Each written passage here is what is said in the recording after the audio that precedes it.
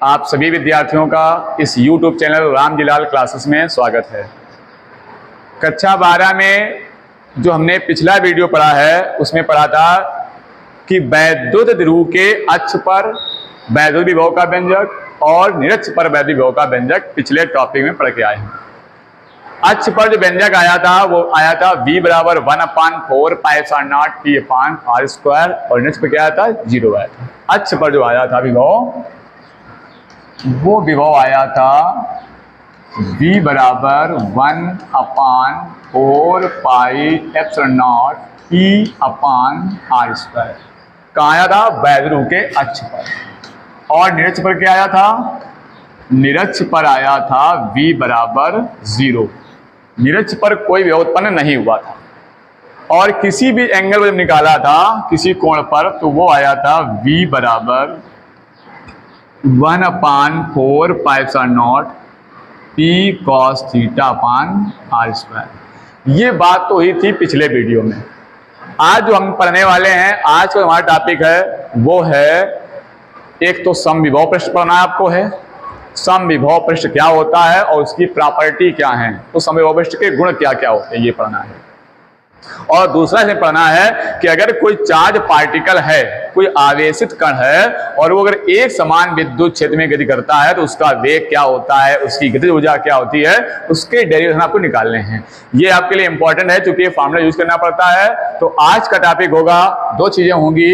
एक तो आपको पढ़ना होगा समविभव पृष्ठ के बारे में, समविभव पृष्ठ, और दूसरा आप पढ़ेंगे एक समान वैद्युत क्षेत्र में, एक समान वैद्युत क्षेत्र में आवेशित कण की गति के वेग का व्यंजक। वेग पढ़ेंगे इसकी और इसकी गति ऊर्जा। अगर कोई एक समान वैद्युत क्षेत्र में आवेशित कण है, चार्ज पार्टिकल है, प्रोटॉन है, अल्फा कण है, इलेक्ट्रॉन है, कोई भी आपका चार्ज पार्टिकल है, और जो विद्युत क्षेत्र में चलेगा उस विद्युत क्षेत्र में उसकी गति जब होगी तो उसमें वेग कितना होगा, उसकी गति ऊर्जा क्या होगी, ये बात हमें प्रूव करके दिखानी है। और पढ़ना है आपको समविभव पृष्ठ। तो नए वीडियो प्राप्त करने के लिए आप चैनल को सब्सक्राइब कर लीजिए, बेल आइकन को दबा दीजिए ताकि जैसे ही वीडियो पढ़े नए वीडियो आप तक तुरंत पहुंच जाएं। और एग्जाम की अच्छी तैयारी के लिए, पीसीएम के लिए, खासकर फिजिक्स केमिस्ट्री मैथ के लिए जुड़े रहिए आप हमारे चैनल से और अच्छे से अच्छे कंटेंट के साथ आप वीडियो प्राप्त करिए, पढ़ाई करिए और अच्छा रिजल्ट लाइए। आइए देखते हैं क्या होता है समविभव पृष्ठ। सबसे पहले हमें पढ़ना है समविभव पृष्ठ। हेडिंग लगाएंगे समविभव पृष्ठ। इसको हम लोग अगर इंग्लिश में कहेंगे तो इसको बोलेंगे इक्विपोटेंशियल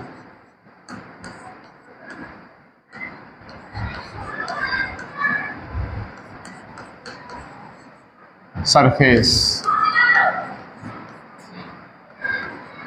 इक्विपोटेंशियल सरफेस, उसके नाम से स्पष्ट हुआ समविभव। समविभव, विभव कैसा है? सम, कहाँ? किसी भी पृष्ठ पर। किसी भी पृष्ठ पर विभव का मान कैसा है? समान है अगर, तो उस पृष्ठ को आप क्या बोलेंगे? समविभव पृष्ठ। कहां से आएगा विभव? आप पढ़ चुके हैं, आवेश की वजह से उत्पन्न होता विभव। किसी आवेश से दूरी पर जाओगे विभव उत्पन्न हो जाएगा। v बराबर 1/4 πε0 q/r। ये किसी चार्ज की वजह से विभव उत्पन्न होता है। तो अगर कहीं पर विभव है इसका मतलब वहां पर चार्ज है, आवेश है। तो अगर चार्ज है तो चार्ज की वजह से उसके चारों ओर विद्युत क्षेत्र बनता है, ये भी आप पढ़ चुके हो। अगर वो प्लस का चार्ज है तो विद्युत क्षेत्र बाहर की ओर बनता है, इस प्रकार से। अगर माइनस का चार्ज है तो वैद्युत क्षेत्र अंदर की ओर बनता है। तो यानी कि जब चार्ज होगा तो चार्ज की वजह से बन जाएगा वैद्युत क्षेत्र और उस वैद्युत क्षेत्र में विभव बनेगा। और अगर उस वैद्युत क्षेत्र में जो विभव बन रहा है, अगर उसमें हम कोई पृष्ठ खींच दें, एक ऐसा पृष्ठ बना लें कि जिसके हर एक बिंदु पर विभव कैसा हो? सम हो, समान हो, तो ऐसे क्षेत्र को हम क्या कहेंगे? वैद्युत समविभव पृष्ठ। जैसे मान लो ये एक पॉइंट चार्ज है और इस चार्ज की वजह से इलेक्ट्रिक फील्ड लाइंस ऐसे निकल रही हैं। प्लस चार्ज है तो इस प्रकार से इलेक्ट्रिक फील्ड लाइंस, ये बनेगा वैद्युत क्षेत्र। ये क्या बन गया? वैद्युत क्षेत्र बन गया। अब इसके विभव भी बनेंगे हर तरफ, और अगर उस विभव के कारण इस पर हम कोई पृष्ठ खींचे हैं, मान लीजिए ऐसा कोई हमने पृष्ठ खींच दिया, ये एक पृष्ठ खींच दिया। अब इस पृष्ठ के अगर प्रत्येक बिंदु पर, हर एक बिंदु पर विभव समान है, चाहे आप यहां निकालने जाएं चाहे यहां निकालें, इस सरफेस कहीं पर भी अगर आप विभव निकालते हैं और विभव बराबर आ जाए, आएगा भी। क्यों? अगर यहां से आर्म डिस्टेंस r मान ली, इस जगह से ये r, तो विभव इस q आवेश की वजह से इस r डिस्टेंस विभव क्या आएगा? v बराबर 1/4 पाई सा नॉट q पान r। आप इस चार्ज यहां निकालने जाओगे, ये भी डिस्टेंस r है क्योंकि सर्किल बन रहा है, तो यहां भी विभव क्या आएगा? v बराबर 1/4 पाई सा नॉट q पान r। आप यहां डिस्टेंस r ले लेते हो तो यहां भी विभव क्या आएगा? v बराबर 1/4 पाई सा नॉट q पान। यानी इस पूरे सरफेस पर आप कहीं भी विभव निकालने आओगे, हर जगह विभव कैसा बनेगा? समान बनेगा। जितना विभव यहाँ बनेगा उतना विभव यहाँ, हर जगह जब विभव वही बन रहा है तो ये जो सरफेस बन जाएगा, इस पृष्ठ का नाम हो जाएगा समविभव पृष्ठ। कहाँ है ये? वैद्युत क्षेत्र में। ये इमेजिन कर रहे हैं, कल्पना कर रहे हैं कि वैद्युत क्षेत्र में खींचा गया एक ऐसा काल्पनिक पृष्ठ जिसके प्रत्येक बिंदु पर विभव समान हो, विभव कैसा हो? समान हो। ऐसे पृष्ठ को हम समविभव पृष्ठ कहते हैं। क्या डेफिनेशन बनी? वैद्युत क्षेत्र में, ये क्या बोले? Electric field lines, electric field बन रही है। वैद्युत क्षेत्र में खींचा गया एक ऐसा काल्पनिक पृष्ठ जिसके प्रत्येक बिंदु पर विभव समान होता है, उसे समविभव पृष्ठ कहते हैं। ये तो हो गई समविभव पृष्ठ की परिभाषा। अब इस समविभव पृष्ठ में जो वैद्युत क्षेत्र बनेगा वो कैसा होगा, वो आप देख सकते हैं। पृष्ठ के लंबवत रहेगा, इस पृष्ठ को आप पॉइंट लीजिएगा। अब विद्युत क्षेत्र कैसे जा रहा है? ये इलेक्ट्रिक फील्ड है, कैसे? पृष्ठ के परपेंडिकुलर है, लंबवत है। कहीं भी देख लो, आप यहाँ सर्कल बनाएंगे, ये वैद्युत क्षेत्र जा रहा है, पृष्ठ कैसे? लंबवत है। यहाँ देख लीजिएगा, कहीं भी देखिएगा पृष्ठ के वैद्युत क्षेत्र कैसे है? लंबवत है। यानी यहाँ पर ये एक बात मिल गई कि समविभव पृष्ठ में जो वैद्युत क्षेत्र रेखाएं होती हैं उस पृष्ठ के हमेशा लंबवत होती हैं। दूसरी बात, अगर विभव समान है तो इसमें दो बिंदुओं के बीच अगर आप विभवांतर निकालने जाओगे तो विभवांतर 0 हो जाएगा। क्यों? देखो, मान लो इस बिंदु का विभव v और इस बिंदु का विभव भी क्या आएगा? v आएगा, क्योंकि समविभव पृष्ठ है, विभव समान रहेगा। अगर इस पॉइंट को हम a मान लें, इस पॉइंट को b मान लें, अब यहां से यहां तक विभवांतर देखें तो आप देखेंगे VA माइनस VB की वैल्यू V माइनस V, चूंकि VA VB है, VB भी V है, तो अंतर क्या आएगा? 0। यानी दो बिंदुओं के बीच विभवांतर क्या आया? 0 आया। इसका मतलब अगर विभवांतर 0 है तो अगर किसी चार्ज को हम यहां से यहां तक ले जाएं तो किया गया कार्य भी शून्य हो जाएगा, क्योंकि कार्य का विभवांतर का फार्मूला था VA minus VB is equal to WB tends to A upon Q। अब ये सॉरी VB लिखा है यहां पर, तो यहां पर विभवांतर क्या आ रहा है? दो बिंदुओं के बीच 0 आ रहा है, तो 0 बराबर WB tends to A upon Q। तो जब W निकालोगे, डिवाइड 1 करोगे, क्रॉस मल्टीप्लाई करोगे, तो WB टेंस टू A बराबर क्या आएगा? 0 आएगा। यानी B से A तक का जो कार्य है वो क्या है? शून्य आया है। इसका मतलब यहाँ पर एक बात और प्रूव हो गई कि समविभव पृष्ठ में एक बिंदु से दूसरे बिंदु तक जाने में या किसी आवेश को ले जाने में जो किया गया कार्य होता है वो क्या होता है? शून्य होता है। इंपॉर्टेंट बात है ये। समविभव पृष्ठ में किसी आवेश को एक बिंदु से दूसरे बिंदु तक ले जाओगे तो इसमें जो कार्य करना पड़ता है वो कार्य क्या होता है? शून्य होता है। तीसरी बात क्या है? जैसे वैद्युत क्षेत्र रेखाएं लंबवत हैं, अब अगर हम दो समविभव पृष्ठ बनाएं तो वो दो समविभव पृष्ठ कभी भी इसको काटेंगे नहीं। क्यों? वहां वैद्युत क्षेत्र रेखाएं काटने लग जाएंगे, और दो वैद्युत क्षेत्र रेखाएं कभी भी एक दूसरे को प्रतिच्छेद नहीं करती हैं, या वैद्युत क्षेत्र रेखाओं के गुण में पड़ चुके हैं। तो इसका मतलब है समविभव पृष्ठ में भी अगर दो समविभव पृष्ठ हैं तो कभी भी एक दूसरे का प्रतिच्छेद नहीं करते, नहीं काटते। तो ये कुछ समविभव पृष्ठ के कुछ गुण बन जाते हैं। क्या हैं गुण? हम जरा लिख के आपको बता रहे हैं, देखिए एक मिनट। क्या देखा आपने? पहले तो देखा समविभव पृष्ठ को कि ऐसा पृष्ठ जिसके प्रत्येक बिंदु पर विभव कैसा हो, समान हो, उसे हम क्या बोलेंगे? समविभव पृष्ठ बोलेंगे। अब परिभाषा लिखने के बाद जो इसके गुण के बाद आए, समविभव पृष्ठ के गुण, तो देखिए क्या क्या गुण है। जो देखिए पहली प्रॉपर्टी इसकी देखिए, हमने बताया कि अगर समविभव पृष्ठ में आप एक बिंदु से दूसरे बिंदु तक जाते हैं तो किया गया कार्य क्या होता है? समविभव पृष्ठ। तो पहली प्रॉपर्टी हो गई समविभव पृष्ठ में किसी आवेश को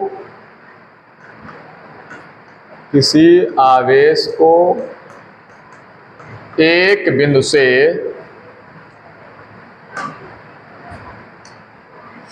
कहां से? एक बिंदु से दूसरे बिंदु तक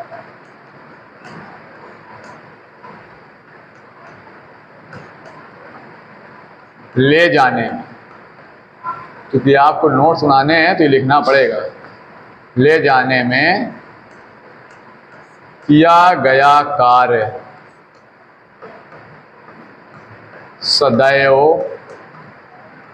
कैसा होता है? शून्य होता है।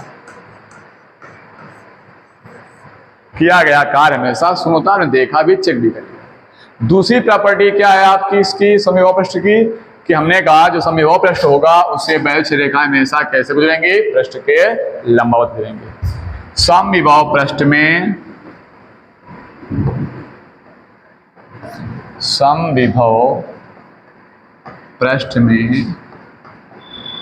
वैद्युत क्षेत्र रेखाएं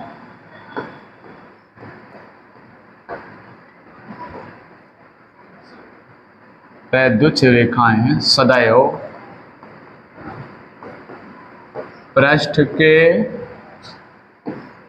लंबवत गुजरती हैं। कैसे गुजरती हैं? लंबवत गुजरती हैं। लंबवत गुजरती है। तीसरा पॉइंट, लंबवत गुजरेंगे। यहां पे आप ऐसे पृष्ठ लेंगे, ये रेखा जाएगा इस पृष्ठ के लंबवत गुजरेगी, यहां पे सकते हो। तीसरा पॉइंट है कि दो अगर समविभव पृष्ठ हैं तो कभी भी एक दूसरे को प्रतिच्छेद नहीं करते हैं। दो समविभव पृष्ठ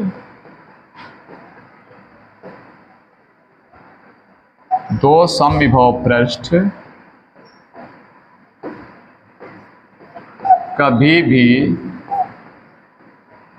एक दूसरे को प्रतिच्छेद नहीं करते, अर्थात काटते नहीं हैं। प्रतिच्छेद नहीं करते हैं। ये कुछ प्रॉपर्टी हैं समविभव पृष्ठ। तो ये समविभव पृष्ठ था, इसके हर एक बिंदु पर विभव समान था, इसका नाम रखा गया समविभव पृष्ठ। अब हमें पढ़ना है कि अगर कोई हम आवेशित कण को एक समान विद्युत क्षेत्र में गति कराएं तो उसकी गति और उसकी गतिज ऊर्जा का फार्मूला क्या होगा। आइए देखिए। तो अगला हमारा जो टॉपिक बन रहा है, एक समान वैद्युत क्षेत्र में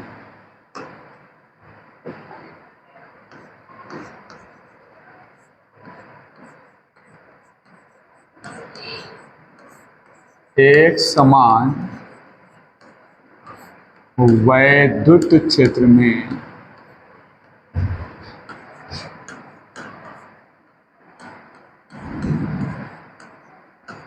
गतिमान आवेशित, या गतिमान ना लिख दें यहां तो बाद में लिख दें इसको, कि एक वस्तु में आवेशित कण की गति, आवेशित कण की गति। इसको अगर आप इंग्लिश में लिखेंगे तो कैसे लिखेंगे? आवेशित कण की गति यानी motion of A charge particle, और वही कहां, इन ए यूनिफॉर्म इलेक्ट्रिक फील्ड, एक समान वैद्युत, इन ए यूनिफॉर्म इलेक्ट्रिक फील्ड। इस एक समान वैद्युत क्षेत्र में आवेशित कण की गति की बात हमें करनी है। तो सबसे पहले बनाएंगे एक समान वैद्युत क्षेत्र। प्रश्न उठता है कैसा होता है एक समान वैद्युत क्षेत्र, तो पीछे आप पढ़ के आए हैं। ऐसा वैद्युत क्षेत्र जिसमें वैद्युत रेखाएं परस्पर दूसरे के समांतर हों, पैरेलल हों, और उनके बीच की दूरी कैसी रहे, नियत रहे। कुछ इस प्रकार से देखिए, दूरी समान हो। ये हैं इलेक्ट्रिक फील्ड लाइंस।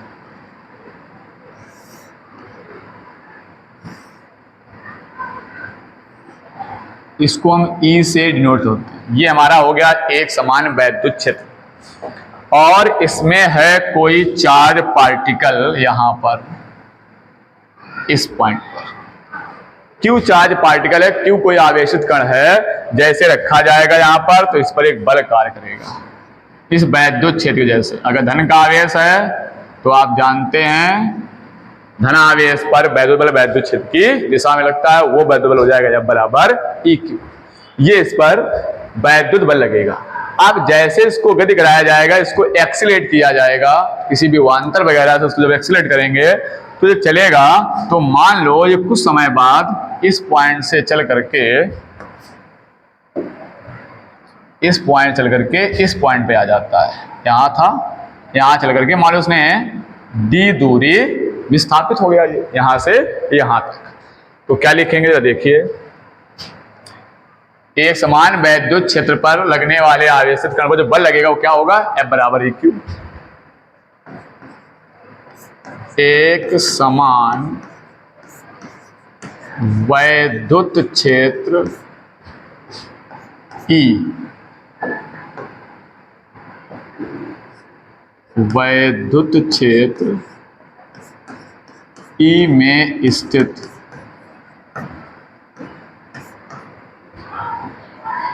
आवेशित कण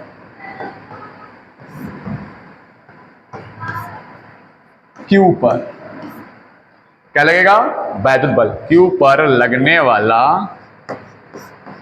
वैद्युत बल क्या लगेगा, वैद्युत बल। पढ़ चुके हो आप, F बराबर ई क्यू। इस वैद्युत बल का मान हो गया F बराबर ई क्यू। ये वैद्युत लग रहा है एक आवेशित कण पर, और जब हम आवेशित कण को त्वरित करेंगे, एक्सीलरेट करेंगे, जब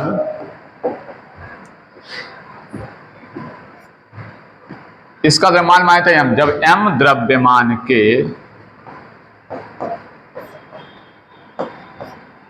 आवेशित कण को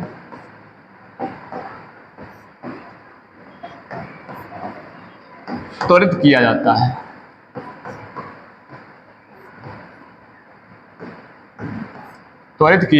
है, तो त्वरण जब उत्पन्न होगा तो F बराबर आपने पढ़ रखा होगा, F बराबर ma भी होता है। जब कोई चार्ज एक्सीलरेट करता है, यहां से अगर A का मान निकालोगे तो A की वैल्यू F अपान m हो जाएगी। जब A की वैल्यू F अपान f हो गई तो F की वैल्यू आपको ऊपर पता है कि F यहाँ पर कितना है, वैद्युत बल EQ है। अगर यहाँ EQ रख देंगे तो A बराबर हो जाएगा F का मान EQ बटे m। ये क्या हो गया, एक्सीलरेशन हो गया। अब क्या होगा देखिए जरा,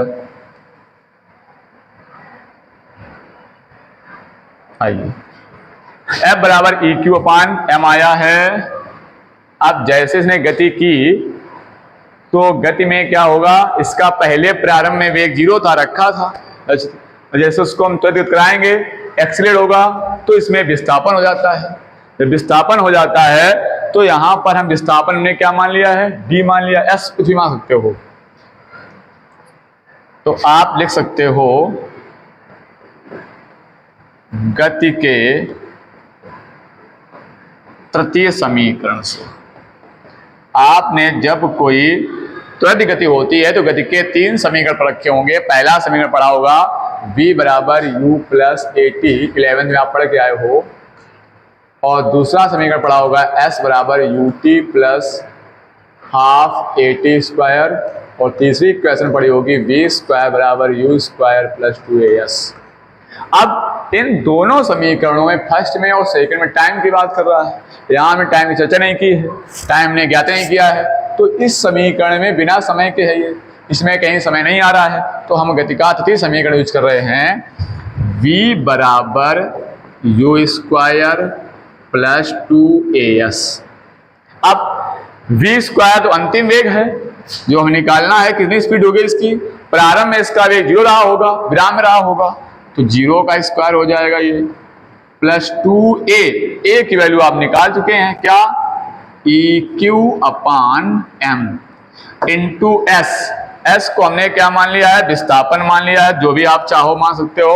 अगर इसको आप x थोड़ी भी कह दो तो x रख सकते हो, s मान लो तो s रख सकते हो, d मान लो d रख सकते हो, जो तो अच्छा लगे। मान लो हमने इसको थोड़ी ले मान लिया, हमने माना d ना मान के दूरी हमने x मान लिया, क्या मान ली, x। तो यहाँ आप क्या होते हैं, इसके x। अब ये 0 हो जाएगा, तो यहाँ क्या बचा, v स्क्वायर बराबर 2 eq और अपान m इंटू x। अगर इसका स्क्वायर डाल देंगे तो रूट लग जाएगा, तो v बराबर हो जाएगा रूट 2eq अपान m इंटू x। ये वेग है। इसमें भी आपने पढ़ रखा होगा वैद्युत क्षेत्र तीव्रता विभवांतर का संबंध भी पढ़ाना आपको में है, इसी चैप्टर में है। अगर आप चाहें इसके आगे तो वैद्युत क्षेत्र की तीव्रता तथा विभवांतर में संबंध होता है।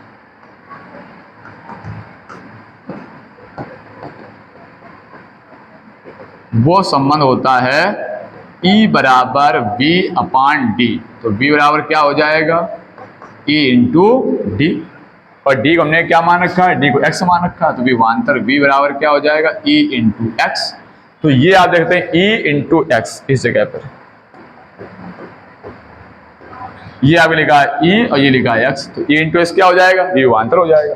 तो यहाँ देखते हैं V बराबर, ये V वेग है, ध्यान रखें, ये जो आपका v है वो वेग है, और यहां जो आप लिखने जा रहे हो 2q और e इंटू एक्स क्या बन जाएगा, v विभवांतर।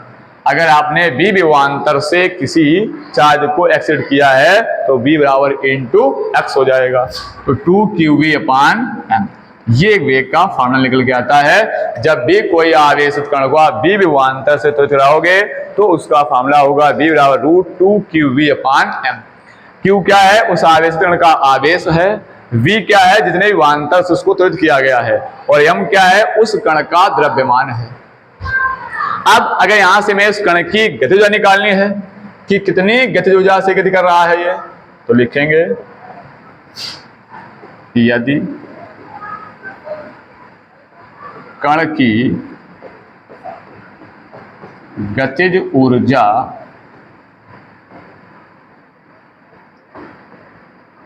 K हो,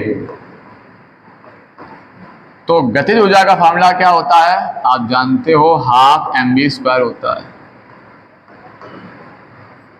गतिज ऊर्जा का फॉर्मूला क्या होता है, K बराबर हाफ mv स्क्वायर।